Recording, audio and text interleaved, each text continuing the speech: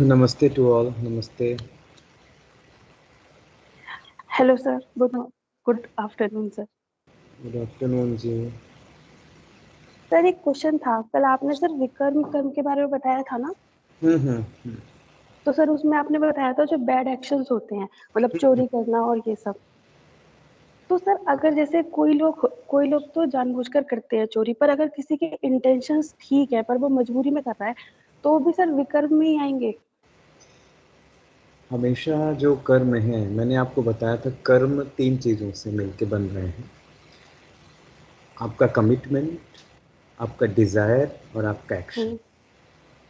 हम्म। यदि कोई भी काम आप, जिसको आप मजबूरी शब्द कहते हैं, है ना, मजबूर हैं हम, हम्म। हम्म। ध्यान रखिएगा, जो ये मजबूर भी है, तो मजबूरी में भी जो उसकी लैंग्वेज है या उसका इम्प्रेशन है, वो भी कहीं ना कहीं आपको कहाँ बांध के रख रहा है, कहीं ना कहीं आपको विकर्म में ही लेके जा रहा है। यदि कोई मजबूरी में चोरी कर ओके लेता सर। है और मजबूरी में मर्डर कर देता है किसी का, बहुत फर्क है ना दोनों में। और आप सपोज यस सर। कीजिए कि उसके पास रास्ते हैं, वो चाहे तो रास्ते चूज कर सकता है, वो मर्डर न करके या चोरी न करके और कोई भी रास्ते यूज कर सकता है, लेकिन वो नहीं करता। वो ये कहता है कि शायद हमारे पास मजबूरी थी, हम केवल यही कर सकते थे। तो हम्म। इंटेंशन यहाँ पर कहीं ना कहीं थोड़ा सा तो प्रभावित हुआ ना उसका, चोरी करने का, भले ही मजबूर हो। जी सर। मजबूर कर रहा है तो वो विकर्म कहलाएगा। ठीक है, जी चलिए। Sir, thank you. चलिए हम लोग शुरू करते हैं गायत्री मंत्र। ॐ भूर्भुवः स्वः तत्सवितुर्वरेण्यं भर्गो देवस्य धीमहि धियो यो नः प्रचोदयात्।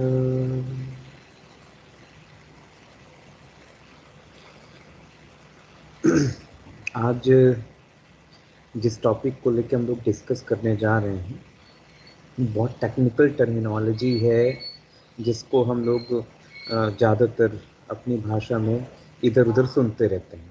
ठीक है, तो मुनि, संयमी, ब्रह्मज्ञानी, योगी, सन्यासी, ऐसे शब्द कहीं ना कहीं टकराते रहते हैं। तो आज हम लोग कोशिश करेंगे इन शब्दों के बारे में थोड़ा सा जानेंगे। और एक बार ग्रुप में आप मैसेज कर दीजिए जो लोग शायद तो कंफ्यूज भी हो गए हैं, क्योंकि क्लास ऑलरेडी मेरी टाइम टेबल में 1:15 है, लेकिन अभी खाली स्लॉट था तो मैंने ले लिया है। ठीक है, तो आप मैसेज कर दीजिए कि वो ज्वाइन कर लें। ठीक है, अपना कोई पर्सनल ग्रुप है यदि आपका, तो उसमें इसमें मैसेज कर दीजिए। ठीक है, चलिए। तो हम लोग अपने टॉपिक पे आते हैं। और ये टॉपिक जो है, ये मॉड्यूल 2 का टॉपिक है और भगवत गीता का सबसे इंटरेस्टिंग पॉइंट है।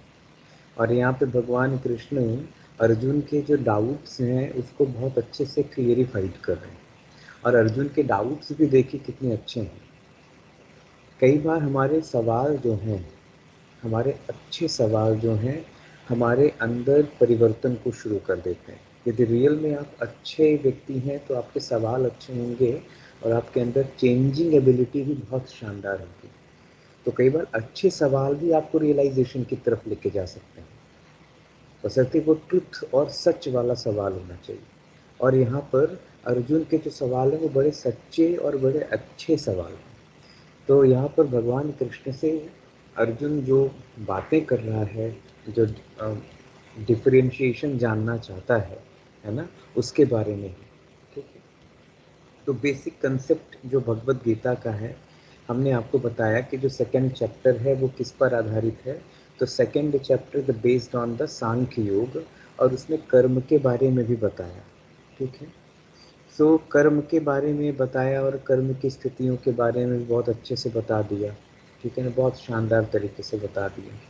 आप में से लिंक सेंड कर दीजिए कोई ग्रुप में, है ना, यदि लिंक आप इसमें से एक्सेस कर पा रहे हैं। तो अभी ग्रुप में शायद मैसेज आ रहा है किसी का कि सर लिंक शेयर करें। तो एक सेकेंड।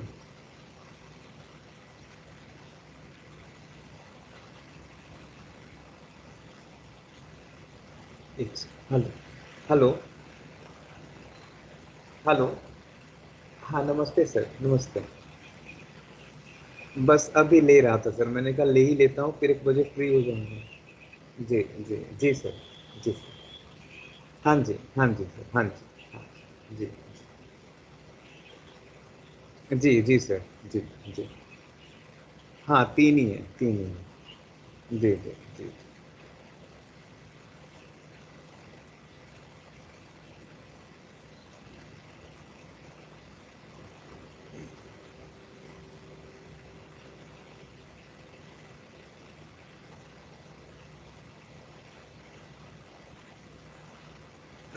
तो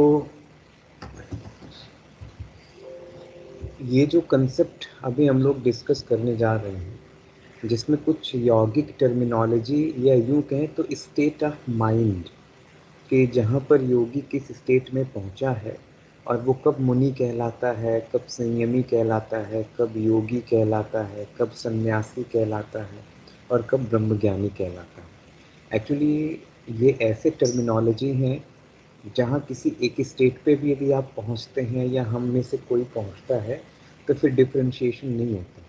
जैसे कबीर की एक पंक्ति है ना, हमने पहले भी बताया था कि पनिहारन तो कई हैं, जैसे बहुत सारी पनिहारन पानी भरने आती हैं कुओं में, तालाबों में, और उनके जो पॉट हैं उसमें वो जो पानी इकट्ठा कर रहे हैं, तो पॉट भले सबके अलग अलग हो सकते हैं, बट जो पानी का जो है ना कन्फाइनमेंट है, या यूँ कहें कि पानी का जो फॉर्मूला है वो तो सेम है सभी में। तो सेम ऐसा भी यहाँ है कि हम भले किसी भी अलग तरीके से प्रैक्टिस करें, हम किसी भी वे में जाएं, लेकिन जब एक लेवल पे पहुंचेंगे तो वहाँ पर ये कह पाना बड़ा मुश्किल है कि कौन मुनि है, कौन संयमी है, कौन ज्ञानी है, कौन अज्ञानी है, कौन क्या है ना। तो सबके बारे में कह पाना बड़ा मुश्किल है। ठीक है, फिर भी एक लेमैन की लैंग्वेज में हम लोग थोड़ा सा समझने की कोशिश करते हैं कि कौन क्या है। ठीक है, तो सेकेंड मॉड्यूल में आपका ऑलरेडी दे रखा है कि मुनि, संयमी, ज्ञानी, है ना, योगी, सन्यासी, ब्रह्मज्ञानी, इनमें क्या फ़र्क है। थोड़ा थोड़ा फ़र्क है, बहुत लाइट फ़र्क है, बिल्कुल वही फ़र्क है जो अ, आपने सुना है ना, मस्ती मस्ती में लोग जस्ट किड करते हैं कि दूध, है ना, दूध, फिर उसके बाद शुद्ध दूध, प्योर दूध, है ना। तो इस तरीके से जो प्योरिटी है वो कहीं ना कहीं थोड़ी सी आगे पीछे हो रही है, बट वो तो दूध ही है ना। तो सेम यहाँ पर भी वैसा ही है। तो यहाँ पर कुछ बातें इस तरीके से हम लोग कर रहे हैं। तो पहले हम लोग देखते हैं मुनि कौन कहलाता है और संयमी कौन कहलाता है ना। So according to Bhagavad Gita in second chapter 69 number verse, या निशा सर्वभूतानां तस्याम जरगति संयमी, यस्याम जागृति भूतानि सा निशा पश्यति मुनि। तो यहाँ कृष्ण संयमी और मुनि लोगों को समझाने की कोशिश कर रहे हैं, और दो के कंसेप्ट को अच्छे से समझा रहे हैं। म्यूट कर लीजिए, कौन है, अनम्यूट हो गए हैं वो।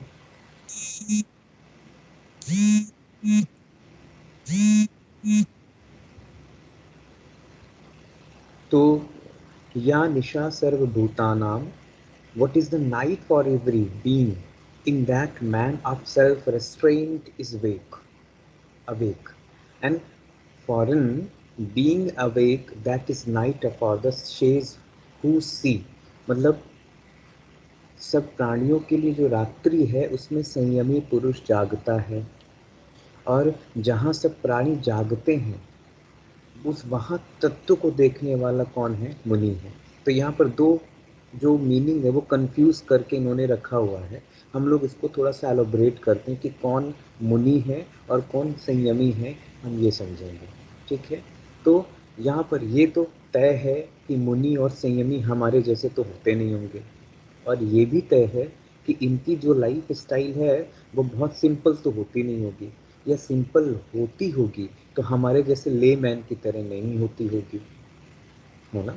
तो ये किस तरीके से, तो पहला ही इन्होंने डिफरेंशिएशन किया है, या निशा सर्वभूतानां तस्याम जागृति संयमी। जब सब जगते हैं तब ये क्या करते हैं, जिनके लिए जिनके लिए निशाम पश्यतो मुने, जिनके लिए रात्रि है तो उनके लिए ये दिन जैसा है। मतलब जब सब सोते हैं तो संयमी लोग क्या करते हैं, साधना करते हैं, जगते हैं। और वो साधना जगना जो है वो इस तरीके का नहीं कि यहाँ रात भर उल्लू की तरह जग रहे हैं, नहीं। यहाँ जगने का मतलब होता है to availability.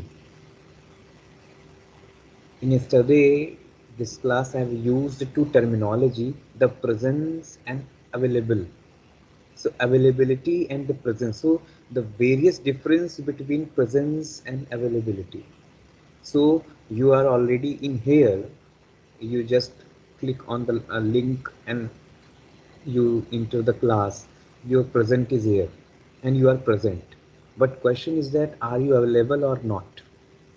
So answer is a very hanging state of the mind. We don't know, sir. So available means to present intellect, with mind, with sense, and with the body in the present time, in the this time, lecture time. It's called availability. आप अभी बैठे हैं, आपके बाहर कोई शोर हो रहा है, अचानक से आपका ध्यान कहाँ जाएगा, शोर की तरफ। क्या हो गया, कैसा हो गया, भले उस शोर का आपसे कोई लेना देना नहीं है, भले उस झगड़े का आपसे कोई लेना देना नहीं है, लेकिन हमारे साथ क्या है, हम बिखरे हुए हैं। तो हम सब कैसे हैं, हम सब बिखरे हुए हैं, हम सब बिखरे हुए हैं। हमारा मन बिखरा है, हमारी भावनाएं बिखर गई हैं, है ना, हमारे थॉट्स बिखरे हुए हैं। हम यहाँ बैठे होते हुए बैठे नहीं हैं, हम यहाँ प्रेजेंट होते हुए अवेलेबल नहीं हैं। सो उपस्थित तो अच्छी बात है, बट उपलब्ध होना it's very good, it's important. So present is good but available is more important things, है ना, जिसको आप कहते हैं योर अवेयरनेस।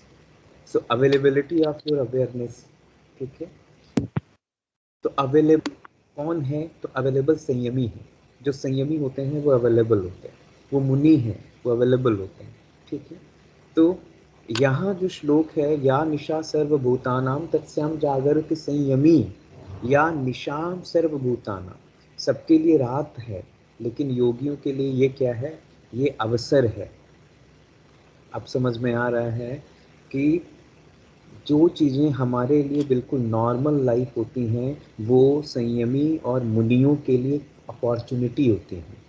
तो जो लोग रोते रहते हैं, जो लोग हमेशा हर चीज़ के बहाने निकालते हैं, ऑप्टिमिस्टिक थिंकिंग है उनकी, है ना, बहुत पैसिमिस्टिक थिंकिंग है, और वो कहते हैं साहब हम कैसे कर पाएँ, हमारे पास तो रिसोर्सेज ही नहीं है, हमारे पास तो गाइडलाइन ही नहीं है, हमारे पास तो वो इन्वायरमेंट ही नहीं है। यहाँ पर संयमी और मुनि रोते नहीं हैं।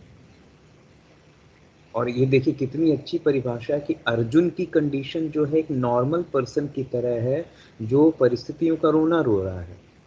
और परिस्थितियों का रोना क्या, साहब इनको कैसे मारेंगे, ये तो हमारे अपने हैं, भीष्म पितामह की गोदी में मेरा बचपन बीता है, द्रोणाचार्य के स्कूल में हमारी शिक्षा बीती है, ये जो कौरव हैं, इन कौरवों के साथ हमारा बचपन खेलते हंसते गुजरा हुआ है, इनको कैसे मार लूँ, बड़ा मजबूर हूँ, नहीं मार सकता। तो अभी जैसे बहुत अच्छा क्वेश्चंस किया था ना निहारिका ने भी, कि उसने पूछा था कि यदि हम मजबूर हैं और कुछ गलत कर्म करते हैं, इंटेंशन सही है, तो क्या वो विकर्म है? यस, वो विकर्म है, क्योंकि आपका मजबूरी भी कहीं ना कहीं आपके इंटेंशन को बदल देता है। यदि आपका इंटेंशन प्योर है तो आप मजबूर नहीं हो सकते। दो चीज़ें एक साथ नहीं हो सकती, है ना। जैसे इन्होंने कहा कि इंटेंशन यदि प्योर है, so intention, if intention is pure then action is always pure. But आपने क्या लगा दिया, मजबूर है इसलिए इसने चोरी की, है ना। So this thing is the very different, very different entity.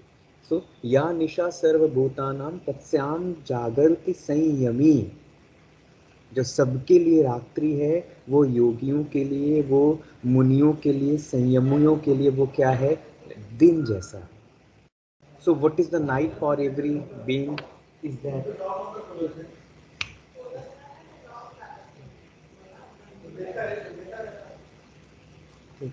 So या निशा सर्वभूतानां तस्याम जागृति संयम, ठीक है। So in This scenario will discuss the particular, है ना, these things. What is the exact meaning of the Muni according to Bhagavad Gita? What is the exact meaning of Muni? So what is the Muni? So Muni word is the root from Sanskrit word is called a manana. Manana. So manana trayate iti Muni.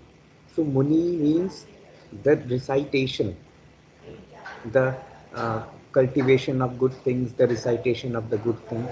So जो राग द्वेष रहित संत हैं, जो साधु हैं, जो ऋषि हैं, वो कौन है, कैसे हैं? तो जो हमेशा मनन करने वाले हैं, जो राग द्वेष से मुक्त हैं, ऐसे लोगों को मुनि कहा।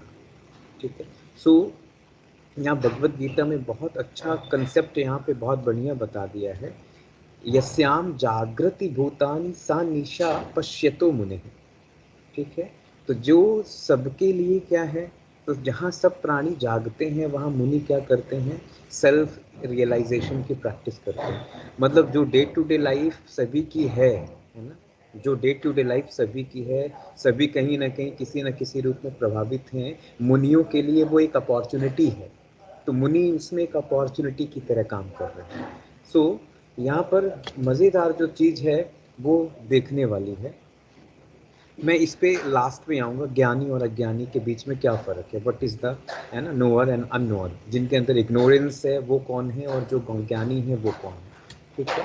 सो राग द्वेष रहित संत, ठीक है, साधुओं और ऋषियों को मुनि कहा है, जो हमेशा मननात त्रायते, है ना, जो मन को त्राण करने के लिए, मन को प्यूरिफाइड करने के लिए बराबर वो प्रैक्टिस कर रहे हैं, उनको क्या कहते हैं, मुनि, है ना।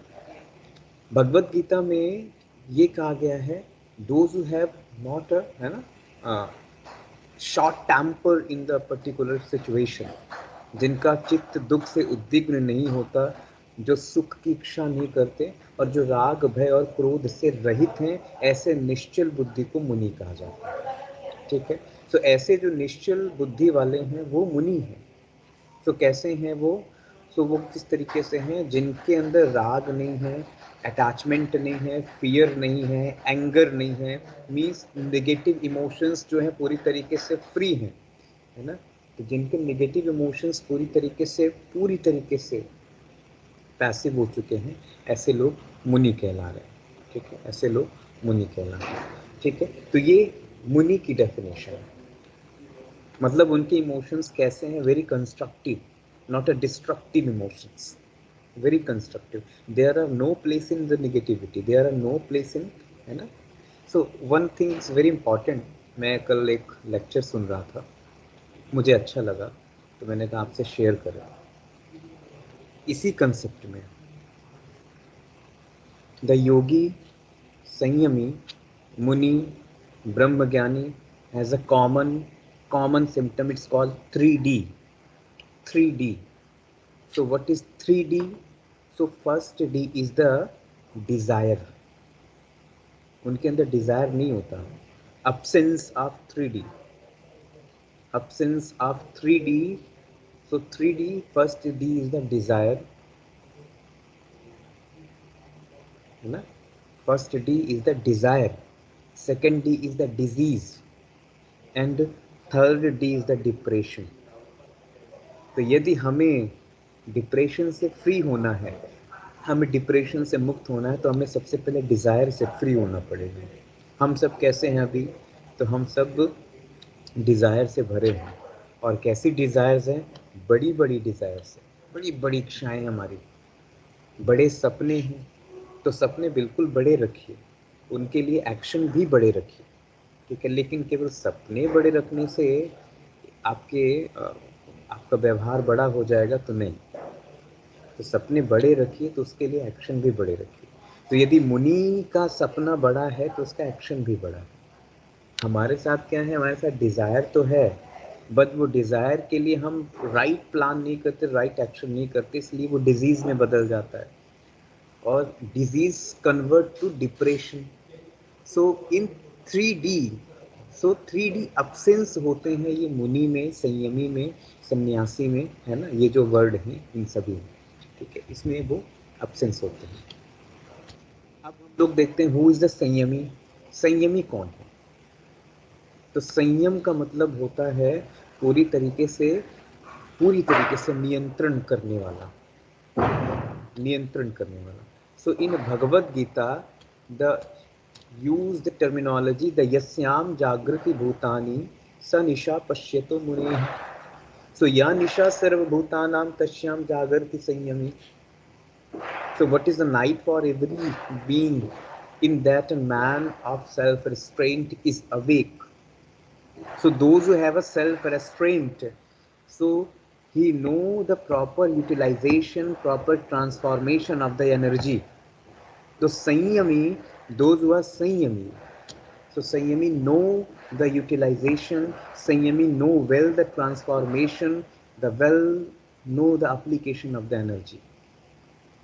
So if you control your energy, just you transform that. So Sanyami कौन है? Those who are restrained, self-restrained the senses, self-restrained the mind, restrained the emotions, restrained the thoughts. But thoughts is not always restrainable because it is a nature of your human tendency. So you can only transform the thought. So संयमी कौन है? So जिन्होंने क्या किया है, जिन्होंने चीज़ों को रेस्ट्रेंट कर रखा है. So write down the terminology. Restraint means mind, restraint for restraint of senses, restraint of emotions, restraint of desire, restraint of kamana, restraint of subtle desire. It's called saying. Write down. So practicing self-control, है ना, aspious and the moderate, all the thing is called saying. ठीक है. तो जो चीजों को बांध के रखे, मतलब जो कंट्रोल में कर रखे, है ना, तो ये कहलाता है संयम. बहुत ही सिंपल सा मतलब हम लोग अभी देखने जा रहे हैं. फिर क्या है? फिर एशाम ब्रह्म ज्ञानी.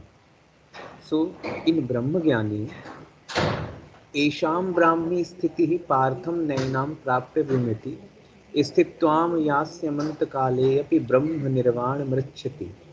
So what is the meaning of that? Who is the Brahma Jnani?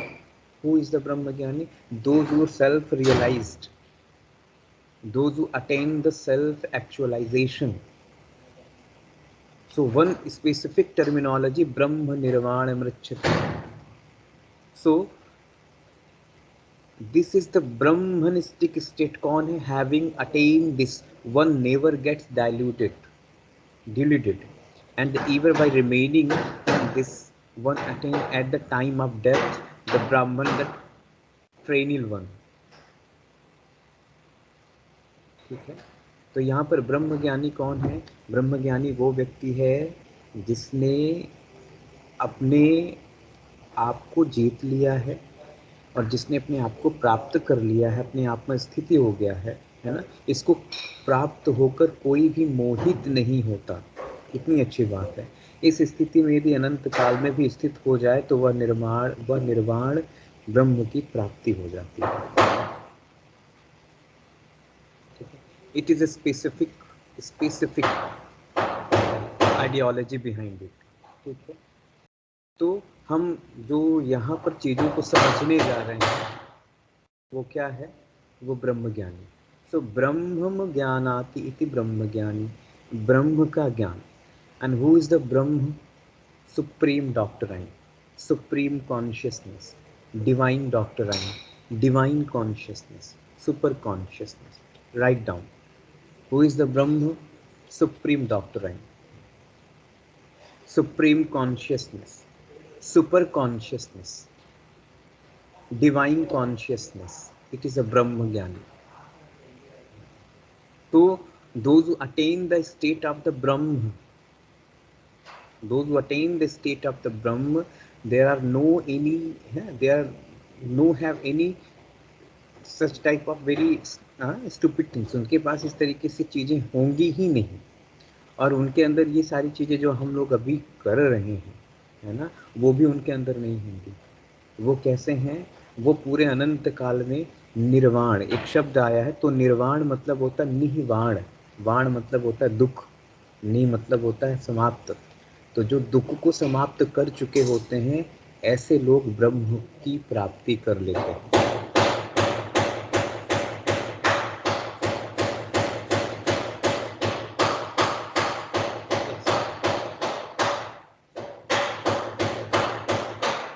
Sorry sorry, एक सेकेंड, एक सेकेंड।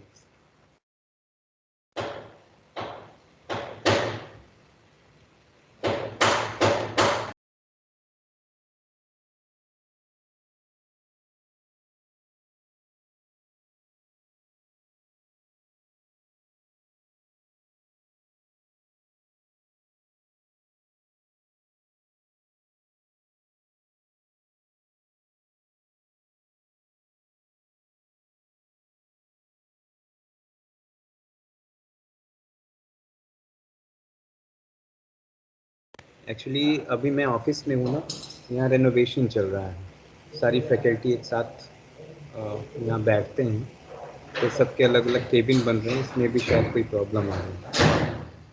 तो अभी शायद ही आधे घंटे के लिए रोका है इन्होंने काम, तो हम लोग आधे घंटे में अपना कंप्लीट करते हैं, ठीक है।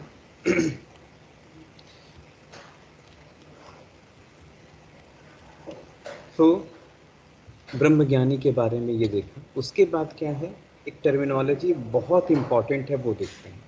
सो योगी एंड द सन्यासी, who is the Yogi and who is the सन्यासी, ठीक है, who is the Yogi and who is the सन्यासी, हम लोग इसको देखते हैं, ठीक है। So who is the Yogi? So nowadays some people in the east and the west assume the title of yogi. So because of the practice of yoga as a social norm, one may accept it since by the definition. So a yogi is the one who practice any yoga, be in Patanjali Yoga or Gyan Yoga or Raj Yoga or Karma Yoga, Bhakti Yoga, Kundalini Yoga, such type of various type of yogic practices. So, however, according to the Bhagavad Gita, a true yogi is the one who renounces the desire. So, one is a specific point noted here: one who renounces desire. Those who attain the sankalpa. So the practice of yoga is then complete without renunciation. A yogi has to be renunciate to achieve liberation. तो योगी कौन? तो यहाँ भगवान कृष्ण योगी की definition बताते हैं। योगी वो जो किसी भी प्रकार के योग की प्रैक्टिस करता है, किसी भी प्रकार के योग की प्रैक्टिस में है, और कैसा है?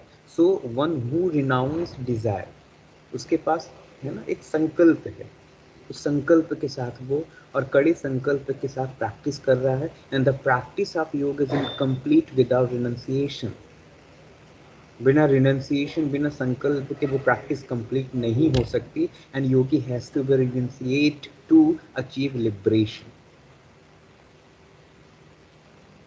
तो एक योगी जो है वो कहीं ना कहीं एक संकल्प के साथ आप शुरू कर रहे हैं। तो यदि आप भी प्रैक्टिस करते हैं किसी भी आइडियोलॉजी की, किसी भी स्कूल्स की, किसी भी थॉट की, किसी भी सिस्टम की, so you are yogi, but you have a specific commitment, you have a specific commitment. तो यदि कमिटमेंट है तो योगी है।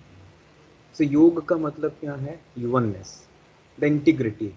So integrity of the body, mind, intellect, it's called yoga, and this practice attain the yogi state. So this related to our renunciation. This only related to renunciation. So a yogi has to renunciate to achieve the liberation. यदि आपके पास संकल्प है, आपके पास प्रबल संकल्प है, तभी आप लिबरेशन की तरफ जा सकते हैं। तो योगी की डेफिनेशन समझने से पहले हम योग की डेफिनेशन समझ लेंगे, ठीक है।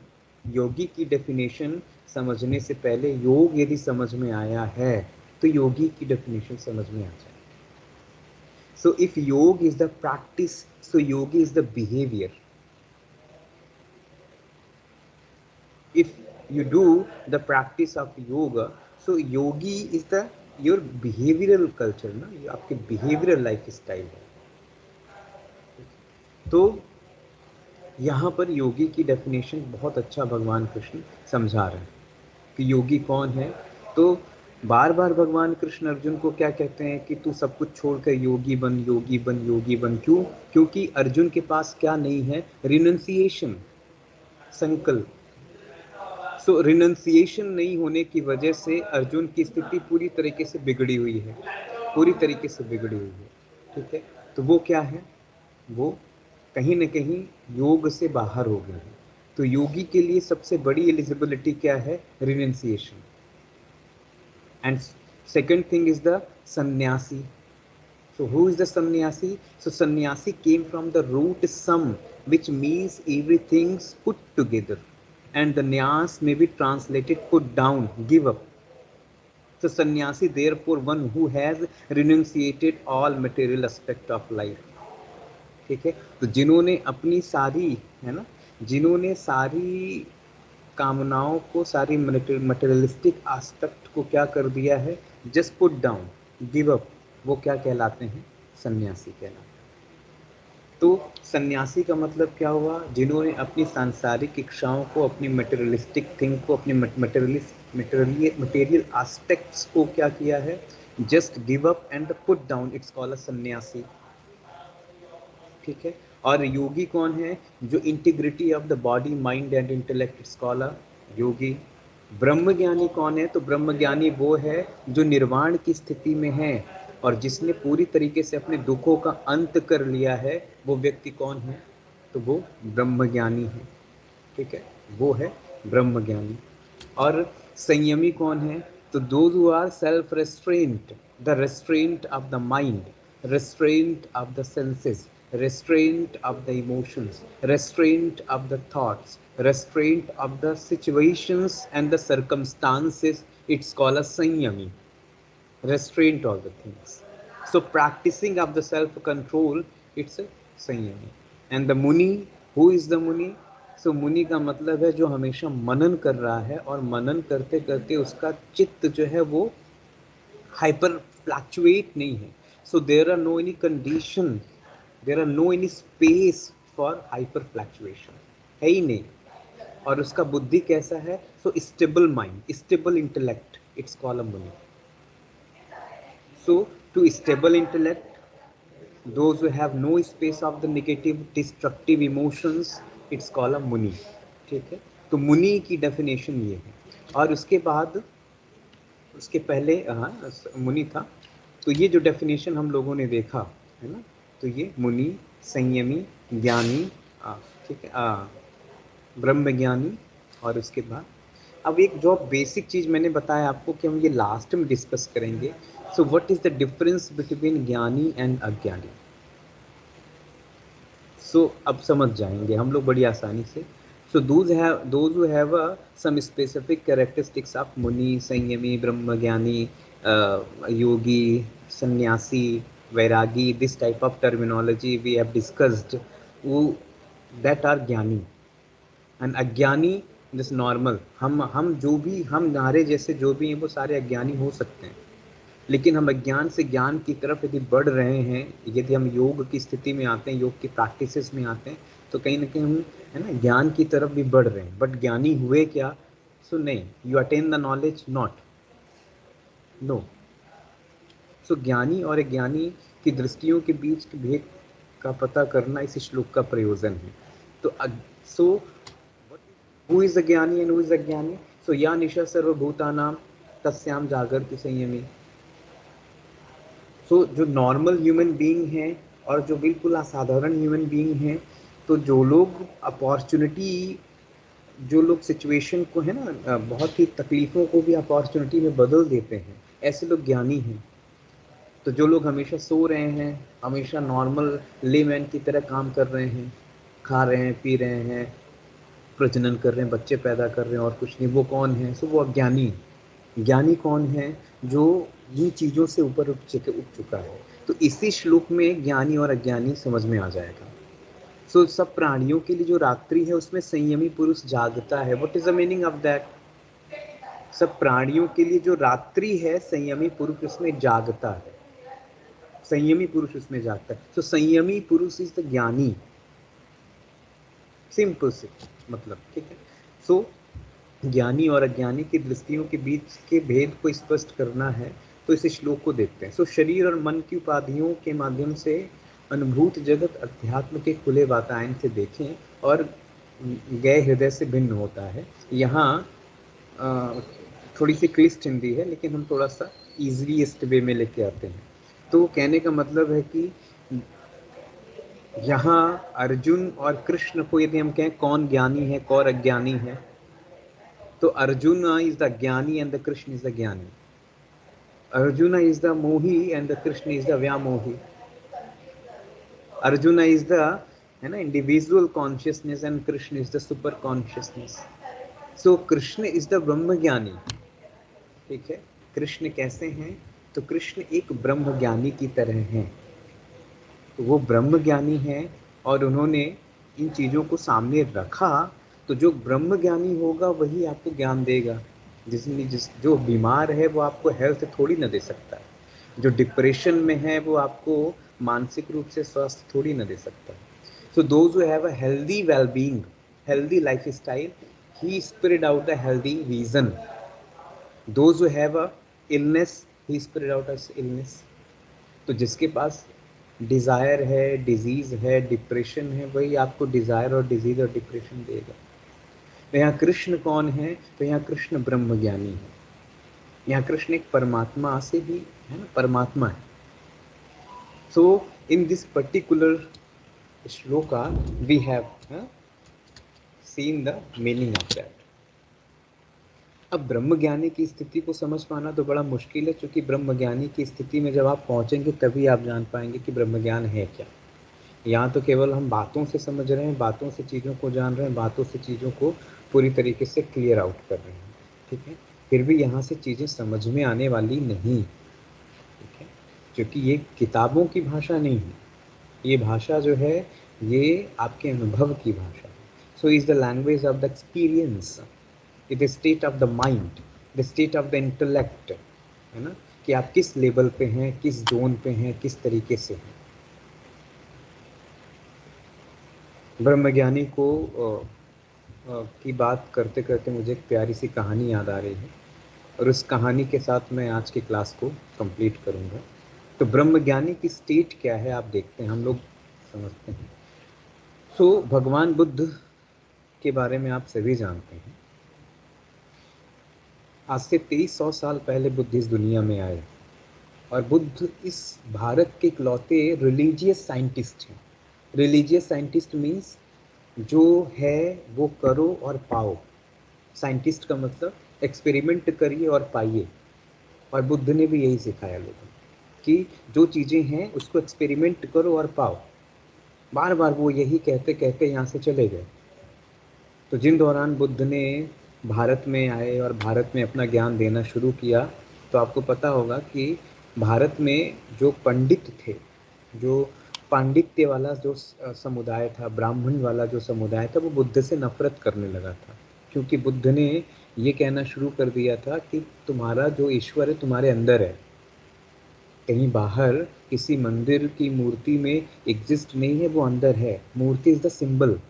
और बुद्ध कभी मूर्ति पूजा या मूर्ति का खंडन नहीं करते थे। बुद्ध बल्कि ये कहते थे उससे ऊपर उठिए, because murti puja is the some saguna bhakti, और बुद्ध हमेशा निर्गुण की बात कर देते थे। बुद्ध सेल्फ की बात करते थे कि आप अंदर आ जाइए, अंदर की दुनिया को देखिए, अंदर के प्रकाश को देखिए। तो इससे होता क्या था कि जो सोसाइटी थी, जो ब्राह्मण सोसाइटी थी, वो बुद्ध से नफरत करना शुरू कर दी। और बुद्ध से जब नफरत करना शुरू कर दिए तो उन्होंने बहुत सारे पॉलिटिकल चीज़ें शुरू कर दी, कुछ कॉन्स्पायरेंसी करना शुरू कर दिया, कुछ षड्यंत्र करना शुरू कर दिए, कई एलिगेशंस लगाने शुरू कर दिए बुद्ध पर। तो आप ध्यान रखिएगा, जब कभी आप अच्छा काम करेंगे तो आप पे एलिगेशंस लगेंगे, आप पॉलिटिकल शिकार होंगे, आप पे षड्यंत्र होंगे, क्योंकि आप अच्छा कर रहे हैं। और बुद्ध ने भी वही किया। तो बुद्ध के साथ जब इस तरीके के एलिगेशंस लगने लगे तो बुद्ध शांत मन से काम करना शुरू कर दिए। काम करते ही है वो। ब्राह्मण जो थे वो मना करते थे कि तुम हमारे यहाँ मत रहो। जिस गांव में भी जाते ब्राह्मण गांव वालों को भड़का देते कि ये अच्छा व्यक्ति नहीं है, इसको अपने गांव से बाहर निकालो। तो गांव वाले कई बार उनके बहकावे में आ जाते थे, कई बार नहीं भी आते थे। एक बार एक गांव में वो रुके बुद्ध, और उनके साथ उनके शिष्यों का कुछ ग्रुप चलता था। वो सारे शिष्यों को साथ में नहीं लेके चलते थे, ये बुद्ध की खासियत थी। इसलिए बुद्ध ने कोई आश्रम नहीं खोला। बुद्ध जहाँ भी गए वहीं पे दीक्षा देते थे, और उनके सन्यासी, उनके सिद्ध वहीं काम करने लगते थे। उनके जो बौद्ध भिक्षुक थे वो वहीं काम करने लगते थे। तो बुद्ध के साथ जब बुद्ध एक गांव में रुके और वहाँ पर एक देशना देना था, एक लेक्चर करना था उनको। वो लेक्चर देने के बाद वो डिनर करने गए। डिनर करने के बाद वो ध्यान की स्थिति में चले गए। तो ब्राह्मणों ने मौका देख के एक वैश्या को बुद्ध के कमरे में भेज दिया। अब जब एक वैश्या को बुद्ध के कमरे में भेजा तो वो वैश्या रात भर बुद्ध के कमरे में रही, और उसके बाद सुबह हुआ तो देखा चारों तरफ शोर हो रहा है, ब्राह्मण लोग इकट्ठा हैं, गांव वाले इकट्ठा हैं और गाली दे रहे हैं बुद्ध को कि बाहर निकल, यही करने आया था तो बाहर निकल, और सारे गाली दे रहे हैं। तो बुद्ध से पहले बुद्ध के शिष्य बाहर निकले जो बौद्ध भिक्षुक थे। बोले क्या हुआ? बोले साहब तुम्हारा गुरु कैसा है, ये देखो ये तो वैश्या के साथ सोता है, एक वैश्या को लेके आया था, ये तो व्यभिचार करता है, ये तो बिल्कुल कैरेक्टरलेस है। दुनिया भर की बातें ब्राह्मणों ने करना शुरू कर दी। तो उनके जो बौद्ध भिक्षुक थे उनको बड़ा शक हुआ बुद्ध पर भी कि ये ऐसा कैसे हो सकता है, बुद्ध के पास ये वैश्या कैसे आ सकती है। तो उन लोगों ने क्या किया, उन लोगों ने बुद्ध को छोड़ दिया। अब बुद्ध को छोड़ के जाने लगे। अब ब्राह्मण को बड़ा मज़ा आया कि चलो कम से कम इनके धीरे धीरे फॉलोवर्स तो टूट रहे हैं ना, जो उनका उद्देश्य था। तो फॉलोवर्स टूटने लगे, सारे लोगों ने बुद्ध को छोड़ दिया। केवल एक व्यक्ति आनंद, जो बुद्ध के बुआ के बेटे थे, वो बुद्ध के साथ में थे। तो बुद्ध के साथ में थे तो वो नहीं जा रहे थे। तो बुद्ध ने पूछा आनंद से, भाई सब तो चले गए, तुम क्यों नहीं जा रहे हो? तो आनंद ने बहुत प्यारा सा जवाब दिया, जो कि शायद मुझे लगता है कि हम और बुद्ध में क्या फ़र्क है वो इस जवाब से पता चल जाएगा। तो आनंद ने जवाब दिया कि साहब, ये जो लोग छोड़ के गए आपको, मुझे नहीं पता ये इनका स्टेट ऑफ माइंड कैसा रहा होगा, लेकिन ये तो पक्का है कि मेरा स्टेट ऑफ माइंड आपके लेवल का नहीं है। आपने उस वैश्या के साथ अच्छा किया या बुरा किया मुझे नहीं पता। आपने उसके साथ जो भी किया होगा वो उसको मुक्ति की तरफ लेके जाएगा, ये मुझे पता है, क्योंकि आप बुद्ध हैं। और बुद्ध व्यक्ति, ब्रह्मज्ञानी व्यक्ति कभी गलत नहीं हो सकता। और जिस दिन मैं आपके स्टेट में पहुंचा, आपके माइंड स्टेट में पहुंचा, तब मैं आप पर सवाल उठा सकता हूं कि हाँ आपने गलत किया कि सही किया। इसलिए मैं आपके लेवल पे पहुंचा नहीं हूं, और मैं इतना जानता हूं कि आप ब्रह्मज्ञानी व्यक्ति हैं। तो ब्रह्मज्ञानी व्यक्ति हैं तो आप दूसरों के दुखों को दूर कर सकते हो। तो वैसे आपके जीवन में आई भी होगी तो उसका दुख तो दूर हो ही गया होगा। तो ये जो भाव है, ये ब्रह्मज्ञानी के भाव है। सो एषां ब्राह्मी स्थिति पार्थम नयनाम प्राप्य विमहति स्थितम यस्य अनंत कालेपि ब्रह्म निर्वाण मुच्यते। सो जो अनंत काल में कहाँ स्थित होता है, ब्रह्म में स्थित हो जाता है। सो ब्रह्म निर्वाण मृच्छते, ऐसा व्यक्ति ब्रह्म की प्राप्ति कर लेता है, ब्रह्म ज्ञानी हो जाता है। ऐसा व्यक्ति ब्रह्म ज्ञानी हो जाता है। तो आज हमने ये टर्मिनोलॉजी, जो बेसिक टर्मिनोलॉजी है, हमने इनके थोड़े से मीनिंग को देखा है ना। तो योगी कौन है, सन्यासी कौन है, ब्रह्मज्ञानी कौन है, संयमी कौन है, मुनि कौन है ना। हमने इनको देखने की कोशिश की, हमने इन लोगों को समझने की कोशिश की। तो आज की क्लास जो है वो हम यहीं पर कंप्लीट करते हैं, ठीक है। मिलेंगे कल के सेशन में शेड्यूल टाइम में, ठीक है। तब तक के लिए शांति पाठ।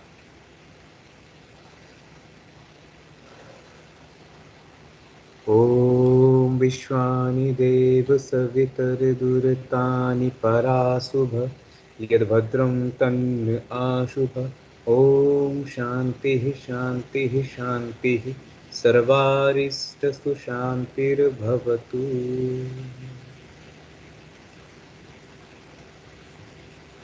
Thank you to all.